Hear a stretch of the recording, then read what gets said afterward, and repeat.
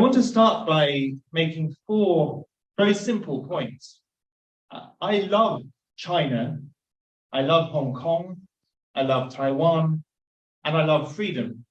And these 4 points need not be mutually incompatible. I first went to China when I was 18 years old to spend 6 months teaching English in Qingdao, famous, of course, as a German treaty port and famous for the best beer in China. That wasn't the reason I went there, but it was a nice discovery once I was there. And I made many friends in China. I returned over the years many times. I've traveled very extensively throughout China. So the first point I want to make is that I am not anti-China. On the contrary, the reason I devote so much of my time to speaking out for human rights in China is because I am pro-China, pro the peoples of China, and I want them to be free. It's the Chinese Communist Party regime that I oppose, and that is a vital distinction. I lived in Hong Kong for the first 5 years after the handover, from 1997 to 2002. I began my working career there as a fresh graduate from university. I worked as a journalist. And when I left Hong Kong in 2002, I truly believed that although I could see some early warning signs of problems to come, nevertheless, the concept of one country, 2 systems was at that time working well. Hong Kong's freedoms and autonomy were protected.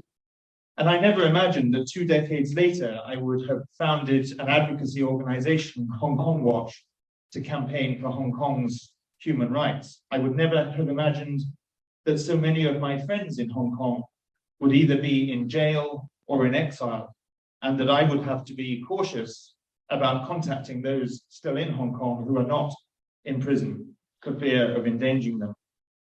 Under Xi Jinping, the CCP has completely broken its promises to the people of Hong Kong. It has violated an international treaty, the Sino-British Joint Declaration, and it has dismantled one country, 2 systems.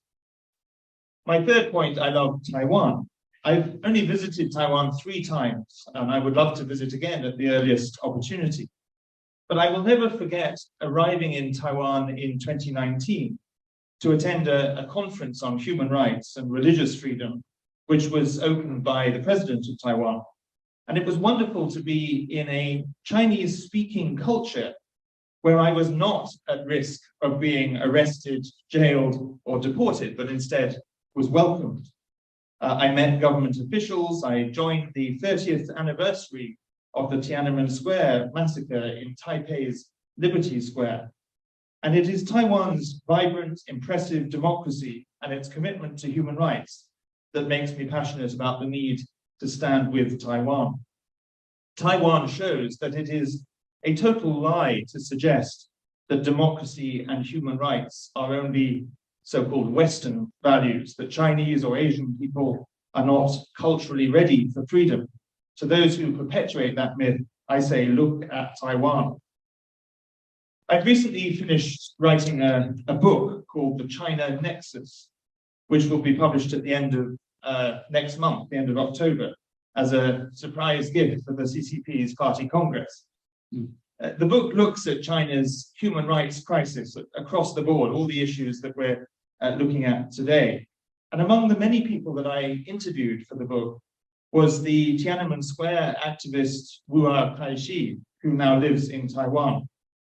He said this to me, quote, "A regime that opens fire on peaceful demonstrators, that has no democracy, represses freedom of assembly, expression, and information, is the regime that is recognized as legitimate, while a free, vivid, and exemplary democracy with free elections, free flow of information, freedom of assembly, and where the military is under a civilian elected government and neutral from the political process, is the one the world calls illegitimate. It is ridiculous." I agree with him. We don't necessarily have to go as far as to recognize Taiwan fully diplomatically, which may well be a provocation too far, which might precipitate the very war that we want to prevent. But I believe we should do everything possible short of full recognition to indicate that we support Taiwan, that we know Taiwan shares our values, and that Taiwan is our friend. Let me conclude with some thoughts on why I believe that one country, two systems as a model is dead. It's dead in Hong Kong, and it's therefore inconceivably irrelevant now for Taiwan. Although the erosion of Hong Kong's freedoms and autonomy was building up for some time, I think the turning point was the umbrella movement in 2014. Peaceful protests demanding what was promised to them in Hong Kong's own mini constitution, known as the Basic Law, universal suffrage. Beijing initially agreed to this on the condition that they choose the candidates. That was regarded by Hong Kong people quite rightly as a joke. As Martin Lee, the father figure of Hong Kong's democracy movement, put it, what is the difference between a rotten apple, a rotten orange, and a rotten banana? So the people rose up and protested peacefully and calmly. Students sat doing their homework in the street by day and chanting pro-democracy slogans by night. And yet they were met with tear gas and police batons. Peaceful protest leaders like Benny Tai and Joshua Wong are still in jail today. And my friend Nathan Law, who spent time in jail, is now in exile. From that point on, 2014, the deterioration in Hong Kong accelerated. Pro-democracy legislators were elected to the legislature and then disqualified. Mainland Chinese law was applied at the high-speed rail terminus. Booksellers were abducted and jailed. And in October 2017, I was rather publicly denied entry to Hong Kong on the orders of Beijing, possibly the first Westerner to experience that fate, although there's been a growing number of others who've followed me.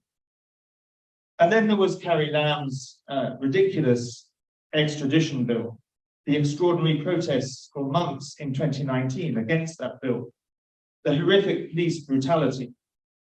And then another key turning point, the draconian national security law that was imposed in 2020, the expulsion of the pro-democracy camp from the legislature, the transformation of the legislature into a puppet subsidiary of the National People's Congress, the shutdown of press freedom, the jailing of Jimmy Lai, the arrest of 47 pro-democracy legislators and activists simply for holding a primary election to choose their candidates. And of course, this very week, the beginning of the trial of the 90-year-old Cardinal Zen. In March this year, I woke up in London one morning and turned on my laptop to find in my email 2 letters, one from the Hong Kong police force and one from the National Security Bureau, telling me that I personally and that Hong Kong Watch as an organization, totally based in the UK, we have no presence in Hong Kong, but that we are in violation of Hong Kong's national security law, and unless we cease our activities, I could face a prison sentence of, the first letter said between 1 year and 3 years, and the second letter said between 3 years and life. Quite a broad span there. And that was the Hong Kong authorities exercising the extraterritoriality clause of the national security law. Throughout the last 4 years, I've also received numerous threatening letters at my home in London. My mother has received similar letters, and members of Parliament in the British Parliament have been lobbied to tell me to stop my activities. Needless to say, that those lobbying efforts are unsuccessful. The regime in Beijing should not be allowed to get away with what it has done to Hong Kong. It has broken a treaty and it should face the consequences. And that is why I believe international action is needed. And I'm happy to explore what types of action could be taken by Germany, by the EU, by the international community in our discussion throughout the day. And I just conclude with this. One country, two systems could have worked with a decent, humane government in Beijing, one which respected human rights and human dignity and the international rules-based order and kept its promises. But under Xi Jinping, one country, two systems is a broken promise and a broken model. Last night, I went to the Brandenburg Gate here in Berlin, And as I did so, President Reagan's words echoed in my mind from his 1987 speech. He said, "This wall will fall, for it cannot withstand faith, it cannot withstand truth, the wall cannot withstand freedom." And 2 years later, the wall fell. I don't seek the fall of the Great Wall of China, but I do desire the collapse of the Great Firewall of China and the rise of an open, free, democratic China and the protection of Hong Kong and Taiwan and the restoration of Hong Kong's freedoms and the defense of Taiwan's democracy. And we should all stand together. Thank you very much.